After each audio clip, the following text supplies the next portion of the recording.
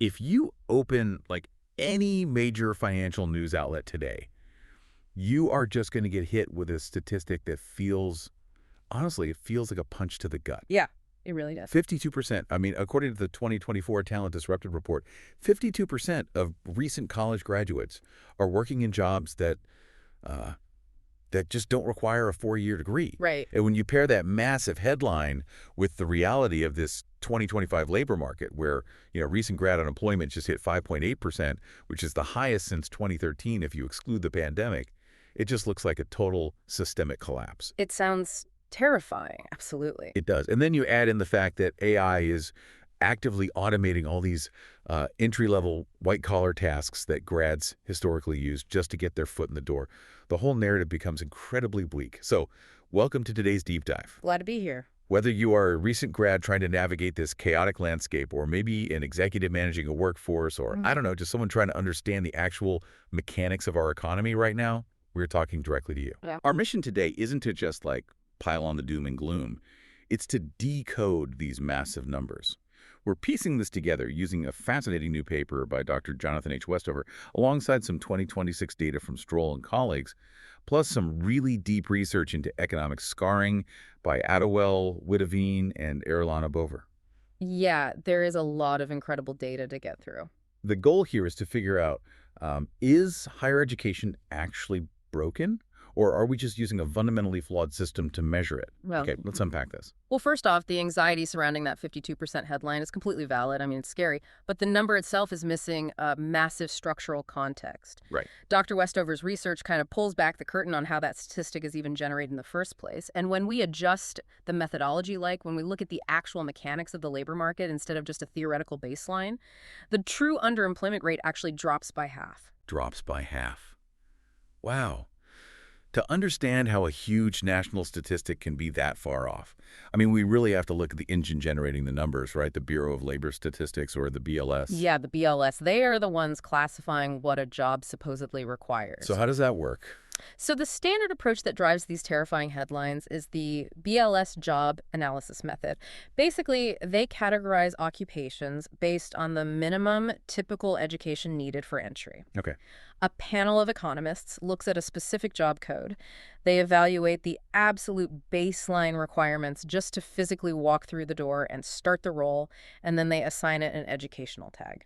Which is, I mean, it's a bit like looking at a complex recipe for a multi-tiered wedding cake, seeing that step one is crack an egg, and officially classifying the entire process as a beginner-level task. That is a perfect analogy. It measures the absolute floor of the entry requirement, right? But it completely ignores the complex engineering and, execution the final product actually demands. But wait, let me push back on this for a second. If a job only technically requires a high school diploma on paper, aren't college grads doing it inherently underemployed? Well, you would think so, but the 2026 research from Stroll and his colleagues exposes a massive flaw in that logic.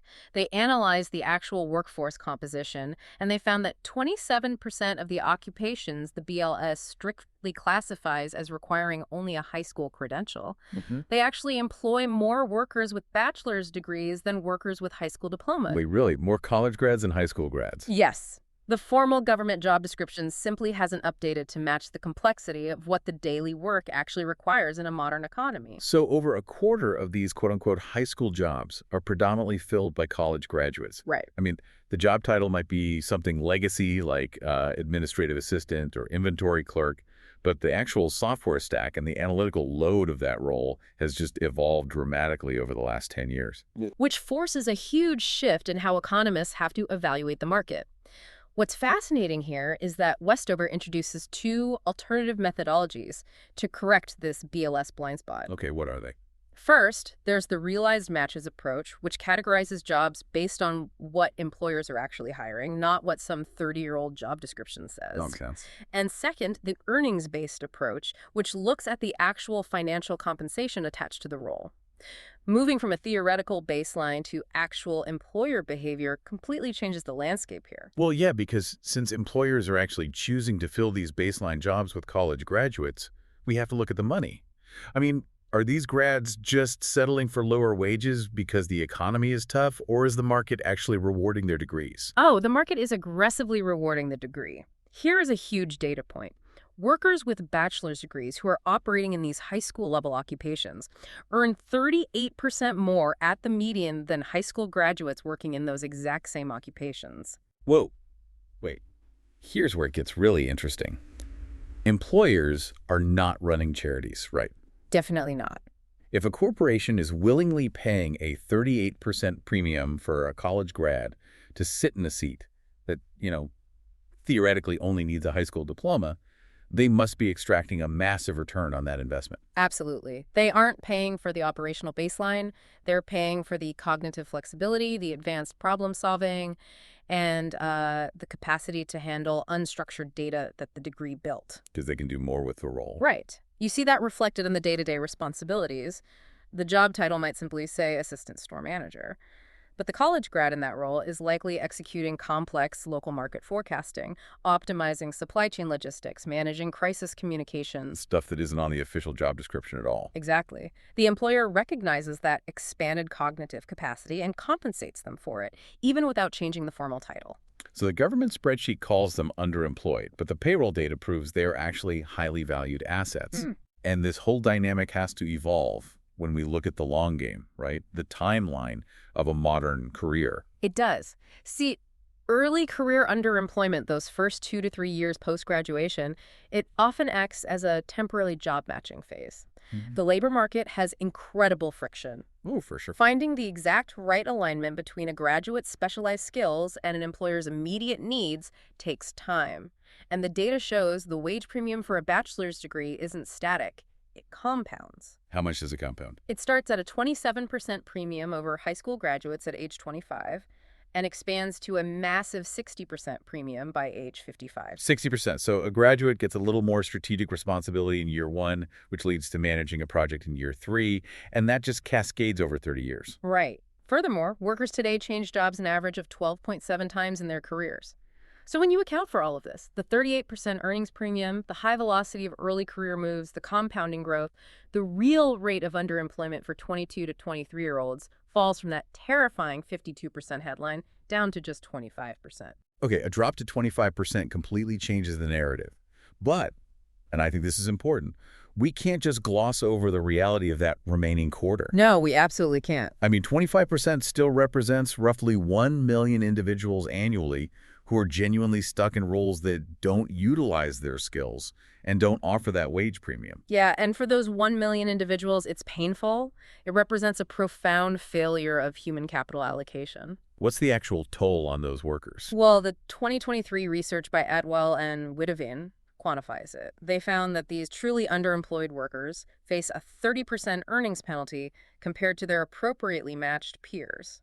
30% penalty. That is a devastating financial hit right when you're trying to pay down student debt. It is. And beyond the balance sheet, there's a huge psychological toll. It's a concept called psychological contract violation. Psychological contract violation. That sounds so agonizing. I mean, it maps perfectly onto what we tell teenagers, right? Exactly. It's the cognitive dissonance between the promise of education, the guarantee that 4 years of studying will be rewarded with an upwardly mobile career, and the crushing reality of an underutilized daily grind. It creates profound disengagement and usually leads to burnout. Which brings up the scarring effect. I've always wondered about the long-term damage of graduating into a bad economy. Right, and Arellano Bover's 2022 findings dig into these scarring effects. The damage is systemic. When a graduate starts in a mismatched, low-complexity job, the loss of immediate wages is actually secondary. Oh, really? What's the primary damage? The primary damage is the loss of that crucial early career window to develop complex professional skills. They aren't getting reps in cross-functional collaboration or advanced project management. Because they're just doing basic administrative stuff. Exactly. So their cognitive muscles kind of atrophy. And if they try to transition into a degree-level role 3 years later, they're competing against peers who have spent 36 months compounding those exact high-level skills. It's a self-reinforcing cycle of underutilization. Yes. This raises an important question regarding how organizations and universities actually must intervene, because ignoring this issue hurts a company's bottom line. Turnover from that psychological contract violation is incredibly expensive. Right. So how are the smart companies actually adapting to fix this gap? Well, the first big shift is the move towards skills-based hiring. Companies are finally fighting credential inflation. Oh, I've heard about this. Yeah, IBM is a great example. They eliminated bachelor's degree requirements for 50% of their U.S. openings. Wait, 50%? That's huge for IBM. It is. Accenture is doing something similar by using massive apprenticeship models. Penguin Random House completely removed degree requirements to boost socioeconomic diversity in their hiring. They realized a piece of paper isn't always the best proxy for actual skills. But, okay, what about the grads who are already working inside the building? Like the ones in retail or support jobs who are actively experiencing that psychological contract violation. No. That's where job enrichment and internal mobility come in. Advanced Automotive is a brilliant case study here. They realized a lot of their store managers had bachelor's degrees, but were frustrated by just doing operational tasks. Oh, what do they do? Instead of letting them quit, they redesigned the store management role to include advanced data analytics and regional strategic planning. They leveraged the grad's skills while keeping the operational duties. Oh, wow. And Starbucks created dedicated pathways for baristas with degrees to move straight into corporate supply chain and marketing roles. That makes so much sense because they already know the company culture. Exactly.